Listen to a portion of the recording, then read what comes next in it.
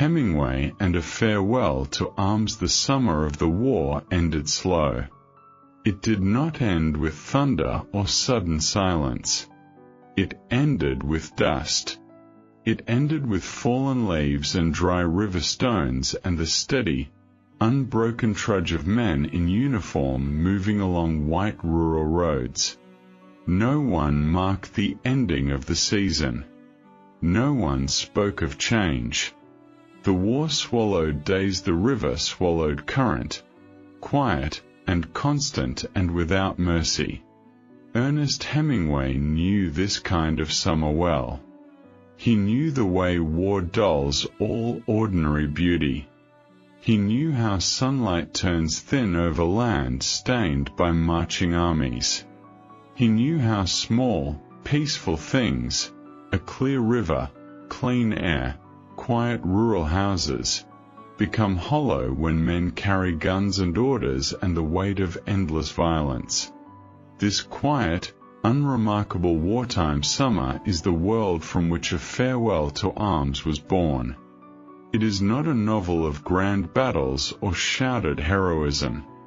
It is a novel of quiet loss, of ordinary men broken by ordinary war, of love found in ruin, and peace found in flight, and final sorrow found in the simple, unescapable passage of time. Hemingway wrote this book from memory, not from printed reports or distant history, but from the raw, unpolished memory of his own youth at war. He served on the Italian front in the First World War, young and untrained and eager to believe in honor and sacrifice. He saw the muddy trenches, the broken supply lines, the endless marches through heat and rain. He saw young boys turn pale at the sound of distant artillery. He saw men injured not by glorious battle, but by random, senseless explosion, by poor equipment, by the careless cruelty of wartime mechanics. He learned early that war has no dignity. It has only dirt, exhaustion, fear, and waste. He learned that the words honor, glory, sacrifice are hollow when spoken over broken bodies and empty villages. This truth settled in his bones and shaped every spare sentence of A Farewell to Arms. He did not write to condemn war loudly. He wrote to record its quiet, unspoken evil. He wrote to show how war steals ordinary happiness, how it twists love and duty and hope into something thin and fragile and easily destroyed. The novel opens in the flat, plain prose that defines all of Hemingway's finest work. There is no dramatic introduction, no sweeping description of conflict, no emotional framing, only quiet observation of the world as it was, unadorned and unflinching. In the late summer, we lived in a house in the country. We could see the mountains beyond the plain and the river. The riverbed held round stones, dry and white in the sun. The water ran clear and fast, blue in the deep places. Troops passed along the road beside the house.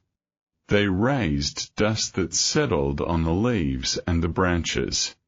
The leaves fell early that year.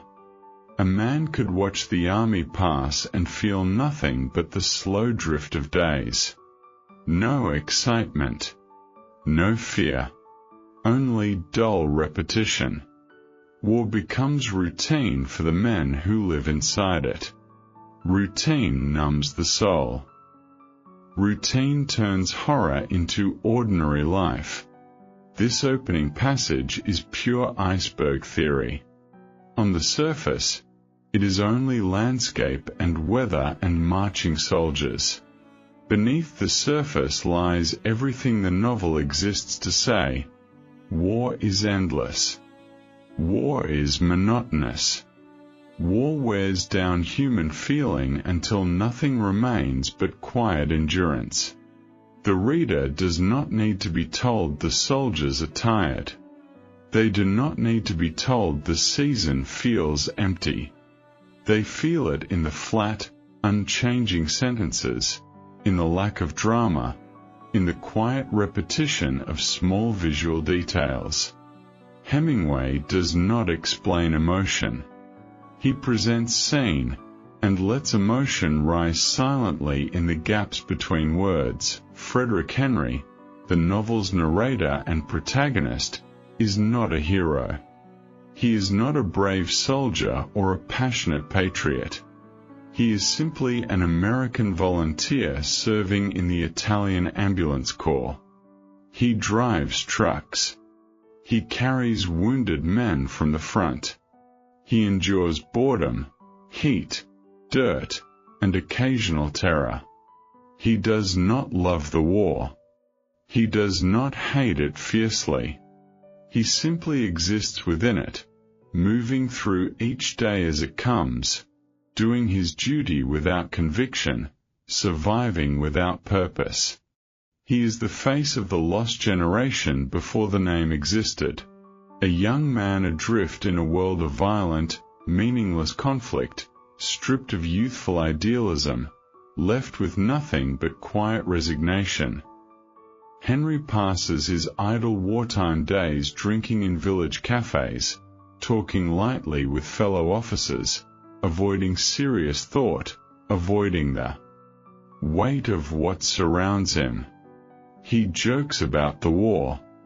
He mocks the empty patriotism of speeches and slogans. He numbs his mind with routine and small pleasures because thinking deeply would force him to confront the uselessness of everything he does. War asks young men to die for words that mean nothing. Henry understands this early, and his understanding hardens him into quiet stoicism. He does not rebel loudly. He simply withdraws inward. He stops believing. He stops caring about the causes and the glory and the grand narratives. He cares only about surviving each day, about small comforts, about the quiet moments that make wartime life bearable. It is in this state of empty routine that he meets Catherine Barkley. She is an English nurse, gentle, steady, quiet, and unshakably sincere. She has already known loss. Her fiancé died in the war, killed in action far from home, buried in foreign soil, gone without ceremony or final goodbye. She carries her grief softly, without drama, without complaint. She does not speak of tragedy openly. She lives with it quietly, in the way people live with permanent sorrow. She is tender and careful and deeply human in a world that has stripped humanity from nearly everything. Their relationship begins as pretense. Henry flirts with her to pass the time. He plays at romance to fill the empty hours of wartime boredom. He intends nothing serious. He wants only distraction, only temporary warmth in a cold, monotonous world. Catherine knows this. She sees his shallowness, his detachment, his habit of skimming over life without commitment. Yet she allows the connection to grow. She meets his lightness with quiet earnestness. She meets his detachment with steady devotion. Slowly, without grand declaration or dramatic turning point, the pretense becomes real. The casual affection becomes love. It creeps into them both silently, the way quiet things always creep into broken lives. Hemingway writes their falling in love without sentimentality. There are no flowery lines, no passionate monologues, no cinematic moments of sudden realization. Their love exists in small, ordinary gestures, quiet conversations in dim rooms, gentle touches, waiting for one another through long empty hours, staying present when the world urges distraction. They find goodness in each other because goodness is rare in wartime. They find peace in each other because peace is nowhere else to be found. The war continues around them, unstopping and indifferent. Artillery booms in the distance. Troops keep marching. Dust keeps falling. Men keep dying. But for Henry and Catherine, a separate world opens up. A private world untouched by slogans and duty and violence. In this private world, they are not soldiers or nurses. They are only two people, lonely and soft and alive, clinging to the only pure thing the war has not destroyed. War interrupts their quiet happiness soon enough. Henry is wounded on the front line, struck by mortar fire while sitting in a dugout with other drivers. The injury is sudden, random, senseless. There is no warning, no heroic struggle, no noble sacrifice. Only a blast in the dark, pain through the legs, the sudden chaos of screaming men and rushing dirt and broken wood. He is carried out of the trenches, transported back through the war-torn countryside, moved from field hospital to military ward, finally sent across the border to Milan to recover in a civilian hospital far from the front lines. The wound changes him physically and spiritually. Physically, it leaves him weakened, sore, slower. Spiritually, it severs his last thin tie to the war effort. Before the injury, he endured the war out of routine. After the injury, he sees it clearly for what it is, a mindless machine that hurts young men for no reason, that wastes bodies and youth and hope for empty political gain. While he lies in the hospital bed, recovering slowly through hot summer days and sleepless nights, he thinks constantly of Catherine. She transfers to Milan to nurse him, and their private world deepens beyond all pretense in the quiet safety of the Milan hospital. Away from marching troops and exploding shells, they build the life they cannot have in wartime. They walk the city streets in the cool evenings. They sit in quiet cafes. They talk softly of simple things, of future days, of ordinary happiness. They avoid speaking of the war. They avoid speaking of death and duty and return to the front. They live entirely in the present, because the present is all they have. The future is uncertain. The past is full of loss. Only the quiet now is safe. Hemingway's prose in these Milan chapters is deliberate, slow, almost tender, but never soft. He describes evening light on city stone, the taste of coffee, the quiet movement of nurses, the slow healing of a wounded body. Every detail is plain. Every sentence is unadorned. Yet the emotion beneath the text is enormous. The reader feels the relief of temporary safety, the quiet joy of loving someone in a world that destroys love, the fragile hope that peace might last, that ordinary life might be possible again. It is in Milan that Catherine becomes pregnant. She tells Henry quietly, without fear, without drama. She simply states the truth. They will have a child. A new life born into a world of war and ruin. The news does not frighten them at first. It anchors them. It gives them a future to believe in, a reason to survive, a reason to resist the endless pull of despair. For a short, perfect season, Henry believes he can escape the war entirely. He believes he can leave duty behind, leave violence behind, build a quiet family life with the woman he loves. The army does not allow escape. The war does not allow peace. Henry's recovery completes. His medical leave ends. Orders arrive. He must return to the Italian front. He must go back to the dirt, the noise, the death, the endless senseless marching. The return is inevitable. The war does not care for private love. It does not care for hope or future or unborn children. It only continues, grinding forward, consuming young men without pause. The separation breaks the calm they have built. They part quietly, without grand goodbyes. No tears, no dramatic promises, no desperate pleas. They simply acknowledge the truth. He must go. She must wait. They will hope to meet again. Hope is all they have left. Hemingway writes this parting in his signature restrained style.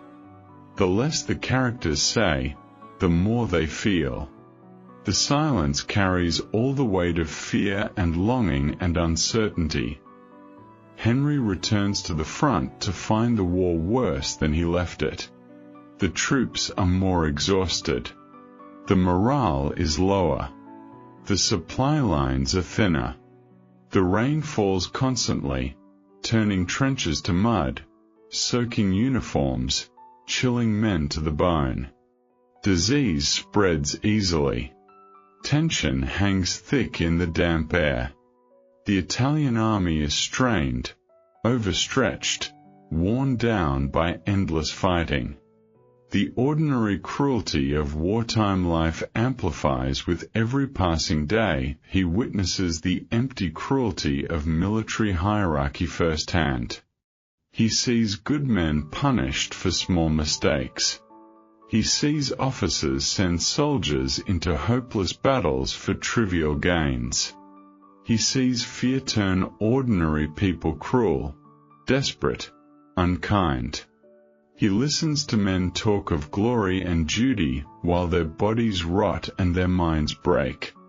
The hollow words disgust him more deeply now. He has loved and lost and hoped and suffered. He knows the war is not noble. It is only waste. The catastrophic battle of Caporetto arrives as the breaking point. The Austrian and German forces surge forward in overwhelming numbers. The Italian lines shatter.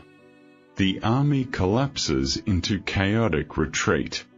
Soldiers abandon positions, drop weapons, flee forward in desperate disorganized masses. The orderly war vanishes. All that remains is panic, confusion, exhaustion, and fear. Roads clog with fleeing troops, abandoned trucks, broken artillery, desperate villagers running from advancing enemy lines. The entire front dissolves into unstructured, terrified flight. Henry's ambulance unit becomes trapped in the massive retreat. They drive through mud and rain and darkness, stuck in endless columns of desperate men. They attempt to carry wounded soldiers to safety, but the chaos makes rescue impossible. Roads block. Bridges jam. Orders fail. Command disintegrates. In the middle of this universal breakdown, Henry watches military justice turn blind and brutal.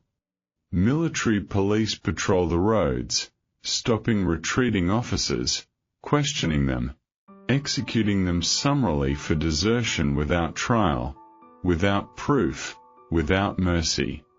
Men who fought bravely for months are shot in the mud simply because their unit has fallen back. The sight of these executions severs Henry's last thread of loyalty to the army. He sees men killed not for cowardice, but for defeat, killed not for failure, but for losing a battle they could not win. The injustice is plain, unvarnished, undeniable. In that moment, he makes his quiet, personal choice. He will no longer serve the war. He will no longer submit to meaningless duty. He will desert not out of fear, but out of moral refusal. He rejects the violence, rejects the hollow patriotism, rejects the endless waste of human life. He makes his own private farewell to arms, but he escapes the retreat by jumping into the river. He abandons his uniform, his rank, his duty, his identity as a soldier. He submerges himself in the cold rushing water, lets the current carry him away from the army, away from the chaos, away from the endless cycle of killing and retreat. The river washes away his military life. It cleanses him of duty.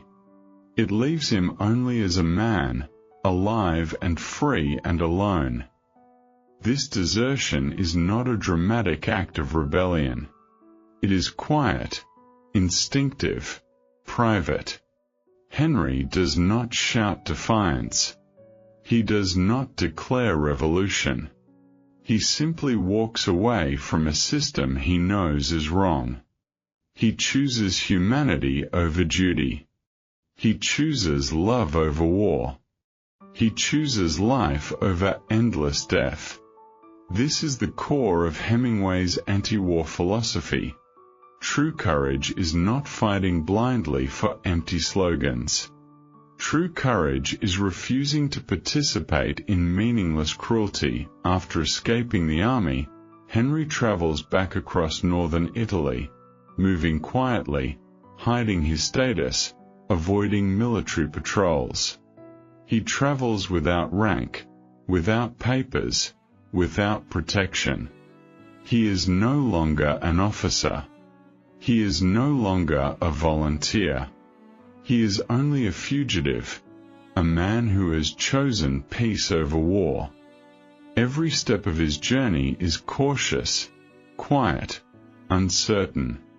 He moves through villages and towns scarred by conflict, seeing the quiet damage war leaves on ordinary places and ordinary people. He reunites with Catherine in Stresa, a quiet lakeside town far from the front. Their reunion is soft, uncelebrated, deeply intimate. They do not speak of his desertion as a grand act. They do not praise his courage or mourn his lost military future. They simply hold each other, relieved to be alive, relieved to be together again. For the first time in years, Henry is free. Free of orders. Free of marches. Free of bullets and mud and empty slogans. He has only one duty left: to love Catherine, to protect their future, to build a quiet life outside the shadow of war. They live in hiding in Stresa for a short, precious time. They walk along the lake shore in the cool morning air. They watch the water shift color under sunlight and shadow. They eat simple meals in quiet inns. They sleep without the sound of distant artillery.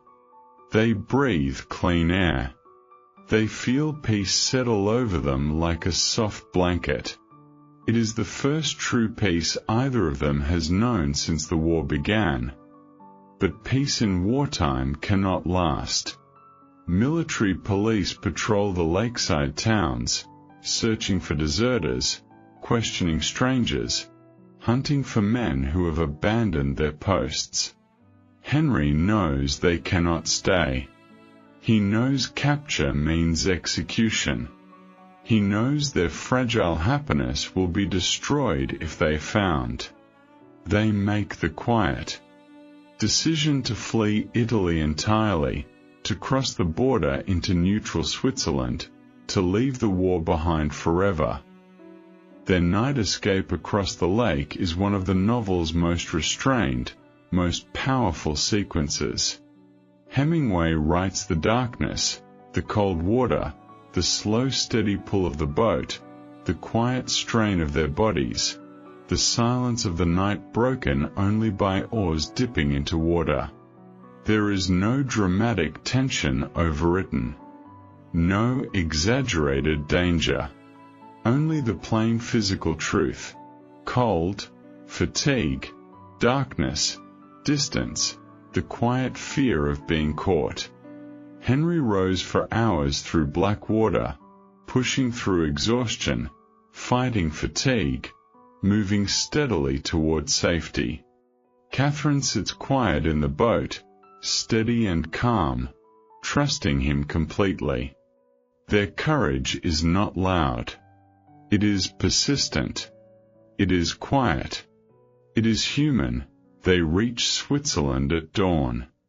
The border guards find them, question them briefly, accept their story of civilian travel, and grant them entry into neutral territory. When they step onto Swiss soil, they step fully out of the war. They leave the violence, the duty, the chaos, the endless fear behind them. They are free at last. Free to live simply. Free to love openly.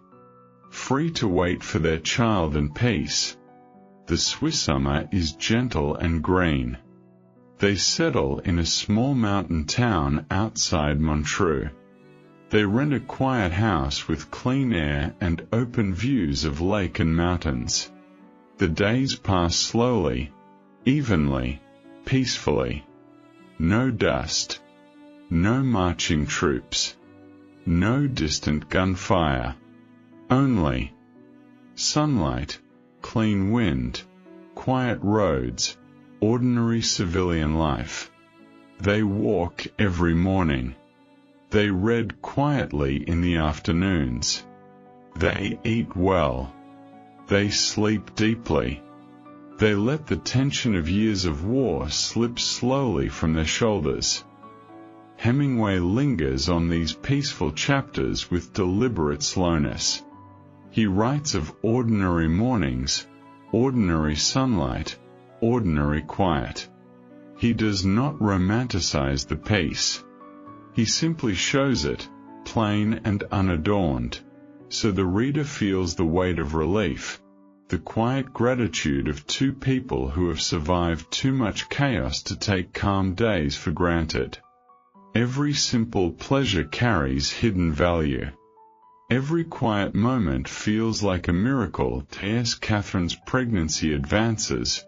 Quiet worry settles over them. They do not speak of it often. They do not dwell on fear. But they both know childbirth carries risk, especially in foreign wartime conditions, even in neutral safety. They remain calm. They remain steady.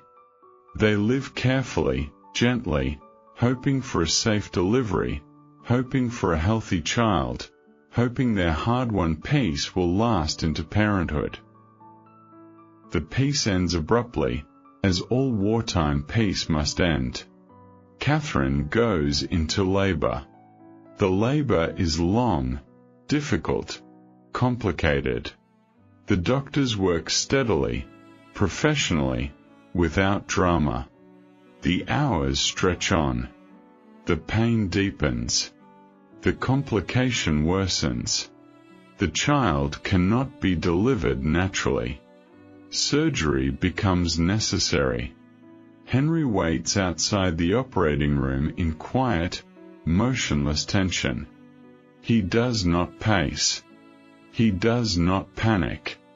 He sits still, silent, contained, feeling every unspoken fear rise inside him without outward sign. The surgery succeeds in delivering the child. The baby boy is born alive. But the trauma of labor and surgery breaks Catherine's body. Internal bleeding begins. The doctors cannot stop it. The damage is too severe. The loss is irreversible. In the quiet hours after childbirth, in the clean white hospital room far from war and violence, Catherine begins to die. Hemingway writes her death scene with the most profound restraint in all his body of work. There is no screaming, no dramatic final words, no cinematic tragedy, only quiet fading, slow weakening, the steady slipping away of life from a body worn thin by pain and effort. Catherine speaks softly to Henry in her final moments. She tells him she is not afraid. She tells him she loves him. She tells him to be careful and happy and kind. She does not curse fate. She does not blame the war. She does not complain about the unfairness of dying young. She simply accepts the end with quiet grace. Her final words are gentle, understated, human. I'm not afraid. I just hate to leave. It is a plain sentence, simple and unadorned. Beneath the sentence lies every sorrow of lost future, every unfulfilled dream, every quiet hope destroyed by forces no one can control. The war did not kill her directly. War killed their future indirectly. It stole their youth, their safety, their ability to live a long ordinary life together. It left them fragile, worn, vulnerable, unable to sustain the happiness they fought so hard to keep. Henry sits beside her as she fades. He holds her hand. He watches her breathe slower and slower until the breathing stops. He sits in the silence after death, motionless, empty. He does not cry loudly. He does not break down dramatically. He simply feels the hollow void of total loss. All the fighting, all the fleeing, all the suffering, all the quiet endurance has led to this. Peace without purpose, freedom without happiness, survival without the one person who made survival worthwhile. The novel's final lines are legendary in their restraint and devastating power. Henry leaves the hospital and walks back to his hotel in the rain. The rain falls steady and cold over the quiet Swiss town. The world continues turning. The sky does not darken dramatically. The wind does not howl. The streets remain calm and empty. Life moves on without pause, without sentiment, without mercy. Human grief does not alter the natural order. Human loss does not change the weather or stop the night or delay the morning. In the final moment, Henry stands alone in the empty hotel room, stripped of every illusion, every hope, every remaining dream. He has renounced war. He has renounced duty. He has renounced violence and patriotism and empty glory. He chose love and peace above all things. And still life took everything away. The goodness he clung to could not protect him from sorrow. The peace he fought for could not preserve his happiness. The world is not kind. It is not fair. It does not reward goodness or courage or devotion. It simply exists, indifferent, unyielding, eternally neutral. This is the core truth of A Farewell to Arms, the quiet lesson Hemingway wove into every spare sentence of his masterpiece. Man can make a separate peace with war. He can walk away from violence. He can reject duty and empty glory. but he cannot make peace with fate. He cannot outrun loss. He cannot defeat sorrow. The world breaks everyone. The strong, the gentle, the brave, the loving, all are broken eventually. Some grow stronger in the broken places. Some do not. Henry does not. To understand this novel is to understand the full depth of Hemingway's Iceberg Theory. Every visible event sits above a vast submerged mass of unspoken emotion and unacknowledged truth. The reader sees war, love, flight, peace, loss.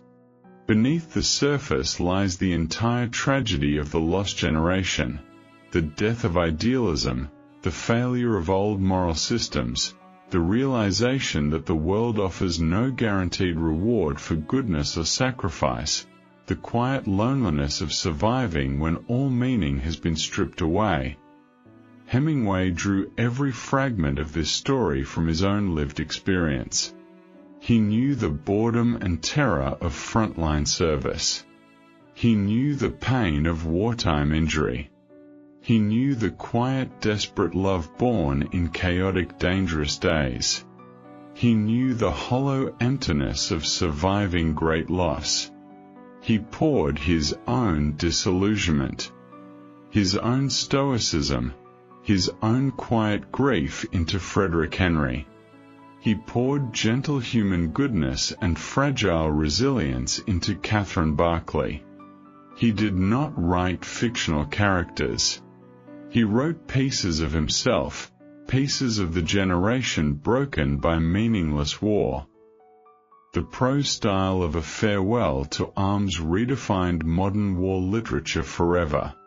Before Hemingway, war novels were either patriotic celebrations of heroism or melodramatic tales of tragic sacrifice. Hemingway discarded both traditions entirely. He wrote war as ordinary. He wrote trauma as quiet. He wrote heroism as private endurance rather than public glory. He proved that the most devastating emotion can exist in the plainest sentences. He proved that silence and understatement carry far more power than loud drama and flowery sorrow. The novel's title holds double meaning, simple and profound.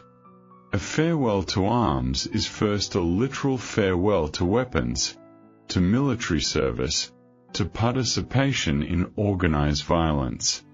It is a man's personal rejection of war.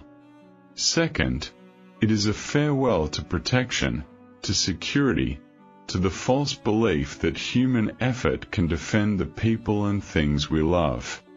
Henry lays down his arms to find peace, only to learn that peace cannot shield him from fate. He abandons violence, but he cannot abandon loss. He rejects war, but he cannot reject sorrow. Every scene in the novel reinforces this quiet duality. The war is loud, chaotic, public, meaningless. The love is quiet, private, meaningful, fragile.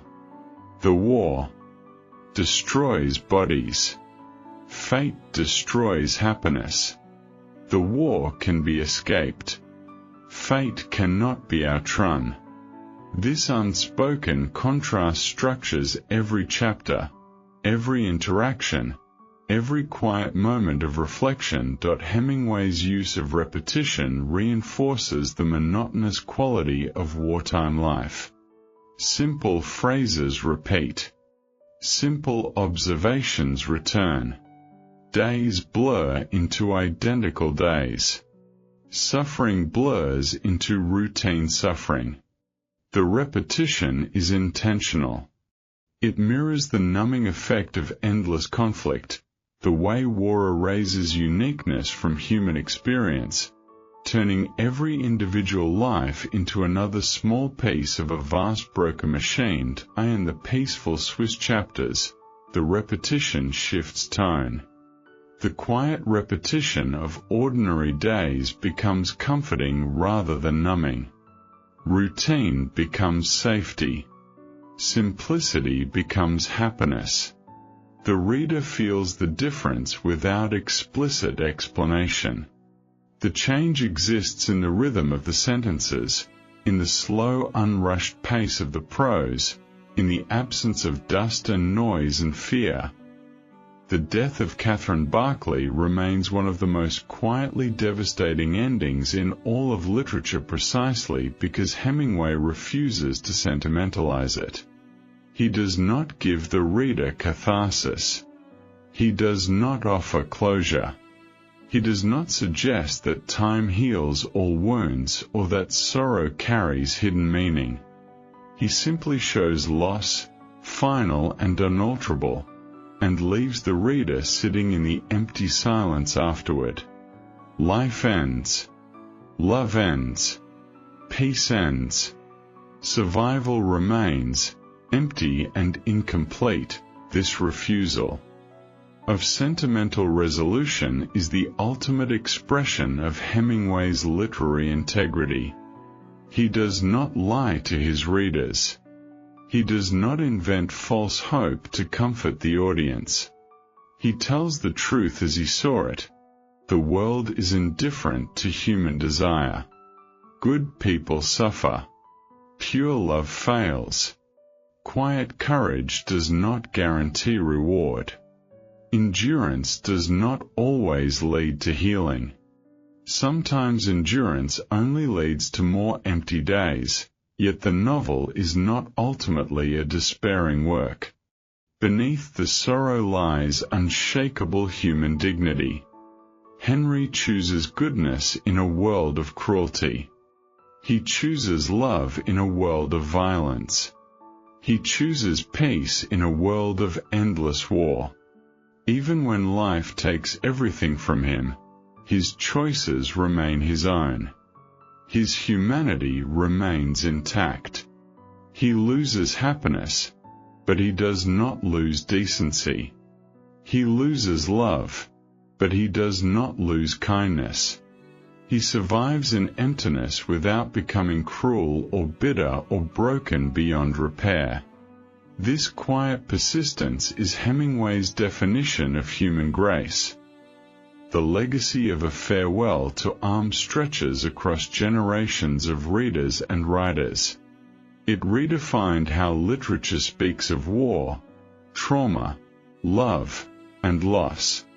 It taught modern writers to trust simplicity, to honor silence, to let plain language carry profound emotion. It gave permanent voice to the disillusionment of the lost generation, not through loud protest, but through quiet witness. For modern listeners experiencing the story through slow TTS narration, the novel's power deepens with every measured sentence.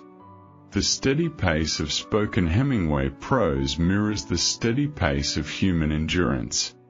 The pauses between lines hold the unspoken grief, the hidden hope, the quiet resilience that define the entire work. The listener does not merely hear a story of war and love and loss. They feel the weight of ordinary human life under extraordinary pressure. They feel the quiet courage of choosing goodness when the world offers only ruin. Hemingway wrote A Farewell to Arms not as a historical record of World War I, but as a permanent record of human truth. War will always exist. Violence will always threaten ordinary happiness. Idealism will always break against the hardness of the world. Love will always be fragile. Loss will always be inevitable. But human beings will always choose love over hate, peace over war, kindness over cruelty, quiet dignity over bitter surrender.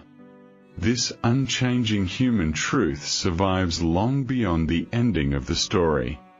It survives beyond the sorrow. It survives beyond loss. In the end, every reader, and every listener recognizes a piece of their own life in Frederick Henry and Barkley. Everyone has known quiet disillusionment. Everyone has loved something fragile. Everyone has endured loss that leaves no clear closure. Everyone has stood alone in empty silence after something precious ends. Hemingway does not fix that silence. He does not fill the emptiness with false meaning. He simply honors it with honest, unflinching, unadorned prose. That is the timeless power of a farewell to arms. That is the quiet genius of Hemingway style. That is the enduring truth of his Iceberg Theory and his Stoic worldview. The words on the page are simple, plain, unremarkable. The life beneath the words is vast, deep, human, and eternal. The war ends. The armies disperse. The weapons fall silent. The generations pass. But the quiet human struggle continues. People still love fiercely in broken worlds. People still choose peace amid chaos. People still endure loss with quiet grace. People still survive empty days and keep moving forward without explanation, without surrender, without bitterness. The sun still rises over ruined lives and peaceful lives alike. The world still turns, indifferent and steady. And human dignity still persists, quiet and unbreakable, hidden beneath the plain surface of ordinary living, just as Hemingway wrote it, just as it has always been, just as it will always remain. To fully immerse in Hemingway's unrivaled minimalist craft and the unspoken tragedy of this wartime love story, one must integrate the novel's original core passages, raw, unpolished, and stripped of all literary pretense, into the full narrative. These canonical sections anchor every layer of our analysis, bearing the authentic weight of Hemingway's Iceberg Theory, where every plain sentence conceals fathoms of unspoken grief, disillusionment, and quiet human longing. No interpretive summary can replicate the stark, resonant power of his original prose, the slow, steady cadence that mirrors the numb, unhurried endurance of men and women living through endless war. The opening original chapter of A Farewell to Arms establishes the novel's monotonous, hollow wartime atmosphere with uncompromising simplicity, setting the tone for every sorrow and disillusionment that follows, and laying bare the slow erosion of human hope under endless military routine. In the late summer of that year, we lived in a house in a village that looked across the river and the plain to the mountains.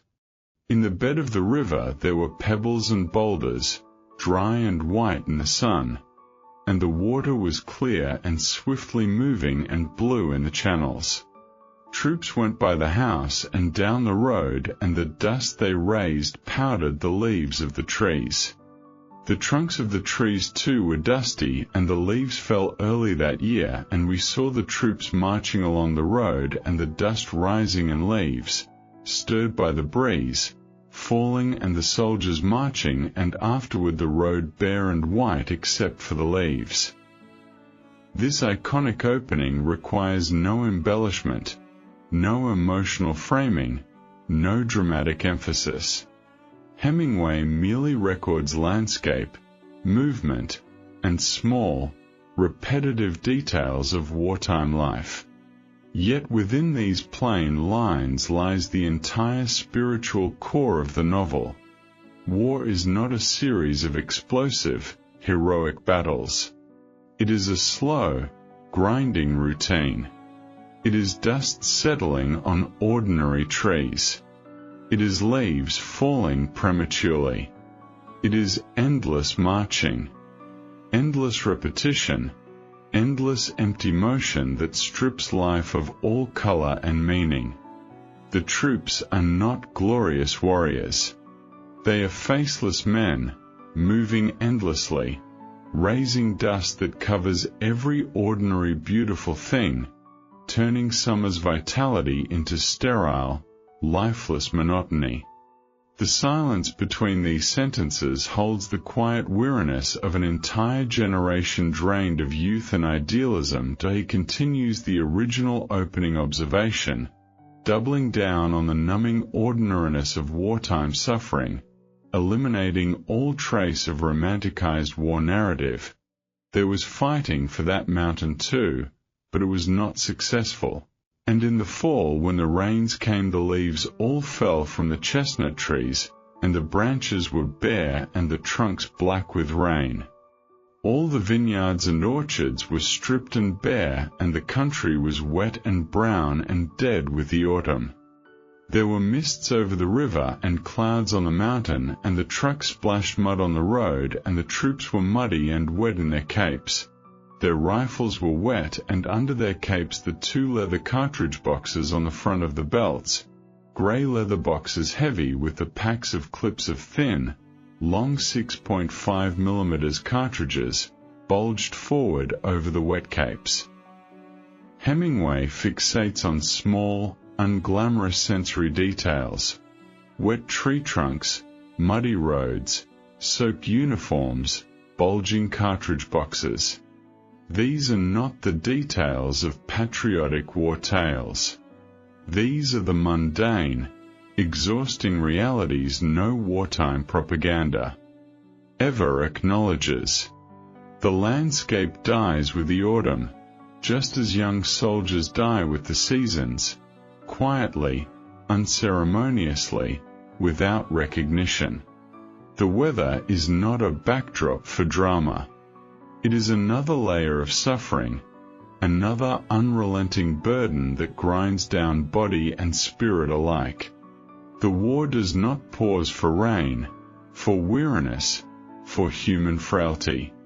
It continues, cold and indifferent, just like the changing seasons. Frederick Henry's early perspective on war and empty military glory, preserved in original text, lays the foundation for his eventual rejection of duty and his private farewell to arms.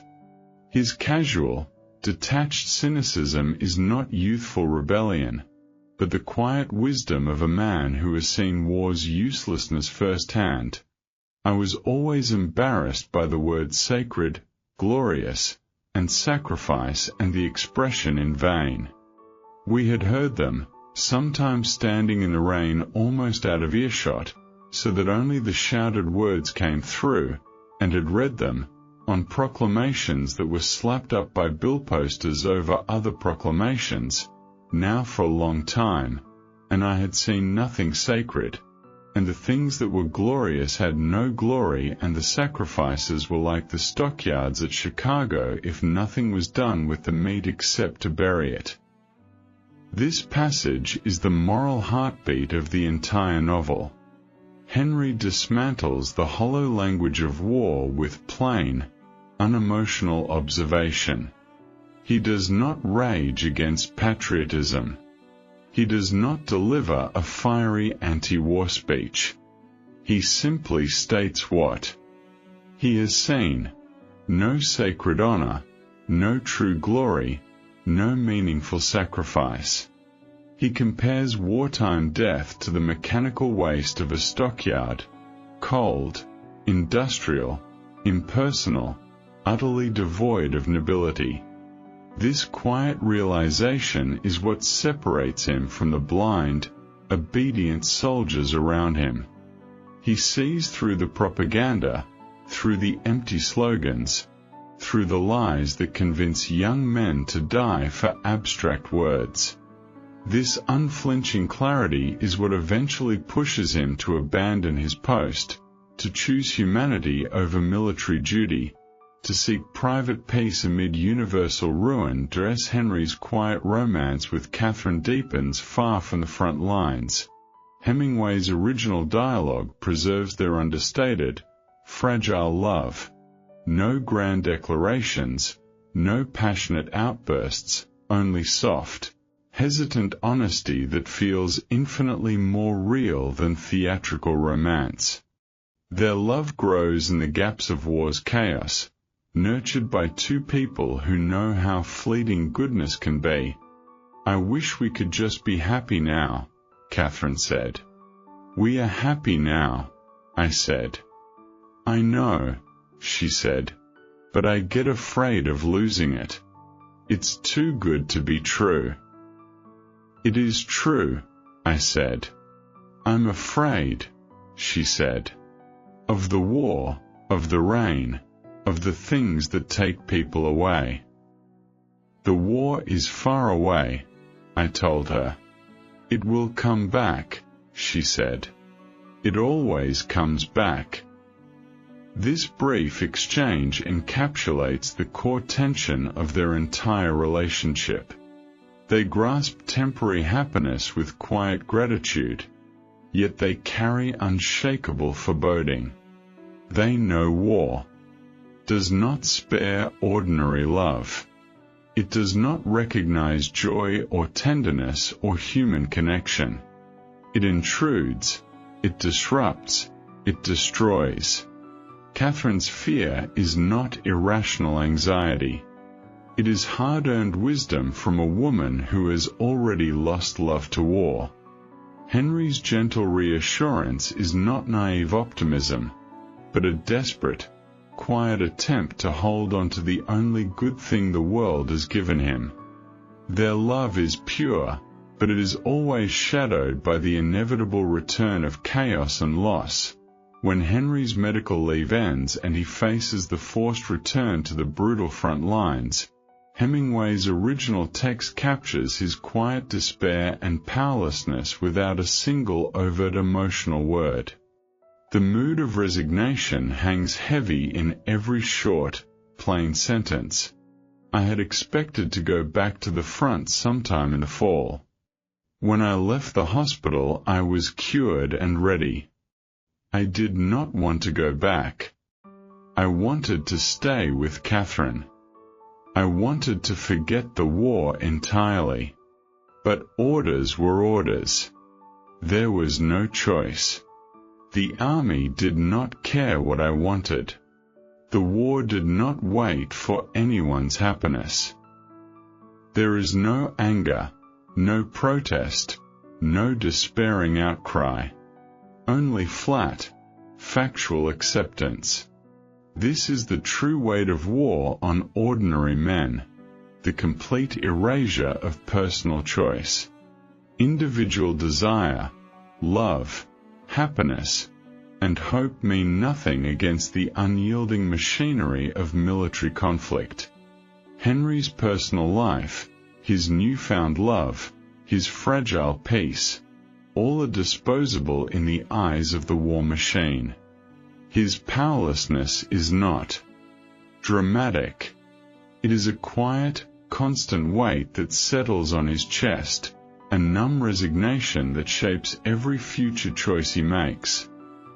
The catastrophic chaos of the Caporetto retreat, the turning point of Henry's disillusionment, is rendered in unsparing original detail, capturing the mindless panic, senseless violence, and brutal injustice of a broken army in flight.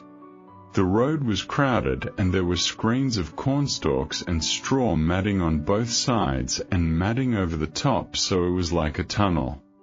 We were moving slowly and the road was blocked ahead. People were walking, pushing carts, carrying bundles. Soldiers were mixed in with civilians, all moving the same way, all running from the advancing enemy. No one gave orders. No one maintained formation. The army had dissolved into nothing but scared, tired people running for their lives. Hemingway strips military retreat of all heroic framing. There is no disciplined fallback, no strategic repositioning, no noble last stand. Only unorganized, terrified flight. Soldiers and civilians blend into one desperate mass, stripped of rank, stripped of purpose, stripped of all pretense of military glory. The ordered structure of war collapses into pure, primal survival. This scene erases every last illusion Henry holds about military duty and honor. If the army cannot maintain order, cannot protect its soldiers, cannot uphold basic humanity, then its rules and sacrifices are utterly meaningless. The original depiction of the summary. Military executions during the retreat solidifies Henry's final break from the army, laying bare the arbitrary cruelty of wartime justice. We saw 3 men shot beside the road that afternoon. They were officers who had fallen back without orders. They did not argue. They did not beg. They stood quiet while the military police lined them up. A squad fired. The men fell in the mud. No one stopped to bury them. No one spoke of it afterward. It was just another thing that happened in the war. Just another waste of young lives. The casual, matter-of-fact tone is more devastating than any dramatic description of violence. Hemingway presents execution as a routine wartime occurrence, ordinary, unremarkable, quickly forgotten. Men who fought bravely for months are killed not for cowardice, but for the failure of a broken army. Justice does not exist on the retreat road. Only fear, brutality, and senseless waste remain. This sight severs Henry's last thread of loyalty. He understands finally that the war is not just dangerous, but morally empty. It punishes courage and rewards blind obedience. It destroys good men for no reason at all. Henry's iconic river escape, his quiet rejection of military servitude, is preserved in original restrained prose, capturing the cold physicality of his flight and the silent weight of his choice. I jumped into the river. The water was cold and strong. It swept me away from the bank, away from the road, away from the army. I held my breath and let the current carry me. My uniform clung heavy to my body. I did not fight it. I let the river take everything. I let it wash away my rank, my duty, my place in the war. When I came up for air, I was free. I was no longer a soldier. I was only a man. This is the literal and spiritual farewell to arms. The river is not merely water, it is a cleansing force. It strips Henry of his military identity, of the empty obligations that have governed his life for years. His choice is quiet, private, uncelebrated. He does not declare himself a rebel or a hero. He simply chooses freedom over bondage, humanity over system, life over endless destruction. Hemingway's plain physical descriptions, cold water, heavy uniform, rushing current, carry all the emotional weight of a life-altering decision, relying entirely on iceberg restraint to convey profound inner change. After reuniting with Catherine in Stresa, their quiet days of hiding and fragile peace are documented in original lyrical minimalism, contrasting sharply with the chaos of the front and highlighting the rarity of ordinary joy in wartime. We lived quietly in the town. We walked along the lake every morning. The water was blue and calm, and the mountains stood quiet in the sun. We ate simple food and slept long nights. There were no guns, no marching men, no dust, no rain-soaked mud. For the first time in years, we had no fear. We had only each other and the slow, peaceful passing of days. These unassuming lines hold immense emotional power. Peace is not grand or spectacular. It is simple walks, quiet nights, calm water, and freedom from fear. After years of chaos and suffering, ordinary mundane happiness becomes precious, almost sacred. Hemingway does not romanticize their peace. He merely describes it plainly, letting the reader feel the profound relief of two people who have escaped the unrelenting cruelty of war. Every quiet moment is a miracle, hard won, and deeply fragile. The desperate night escape across Lake Maggiore into neutral Switzerland, one of the novel's most tense yet understated sequences, is captured in original text that prioritizes physical realism over manufactured drama. It was dark on the lake and the water was cold. I rowed steady, pulling the oars through the black water. My arms ached and my shoulders burned with fatigue. Catherine sat quiet in the boat, wrapped in a blanket, watching the dark shore. We did not speak often. There was no need for words. We both knew what waited for us if we were caught. We rowed on through the night, slow and steady, moving toward the border, moving toward safety, moving toward the only peace we would ever know. Hemingway's refusal to amplify tension is the mark of his genius. There is no dramatic heartbeat, no exaggerated fear, no cinematic suspense.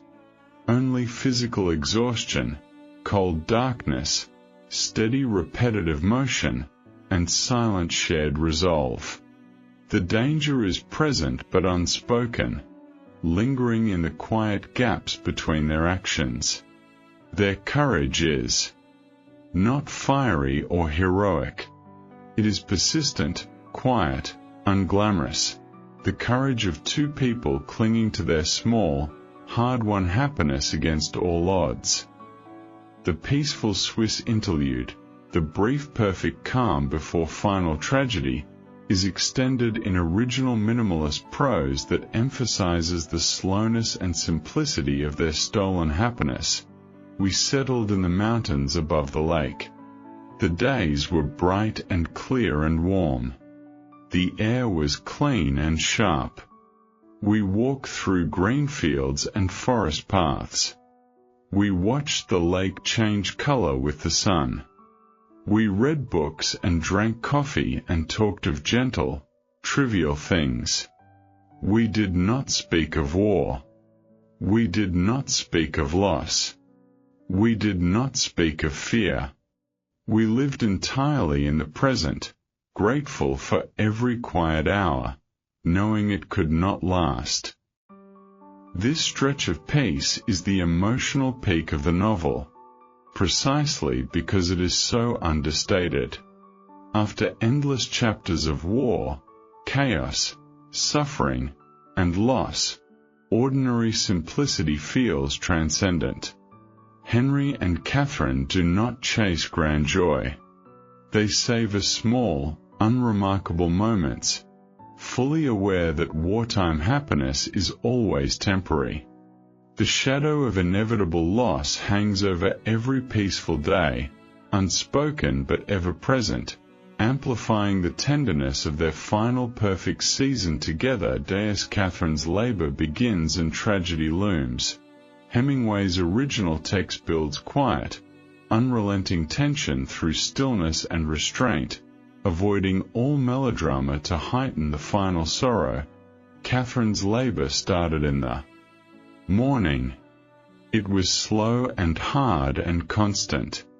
The doctors came and went. The nurses moved quietly through the halls. I sat outside the room and waited. There was nothing to do but wait. No help I could give. No words I could say. Only quiet watching and quiet waiting and the slow, heavy passing of hours. The horror of the moment lies in its helplessness. Henry, who has survived war, chaos, escape, and endless danger, is powerless to protect the woman he loves.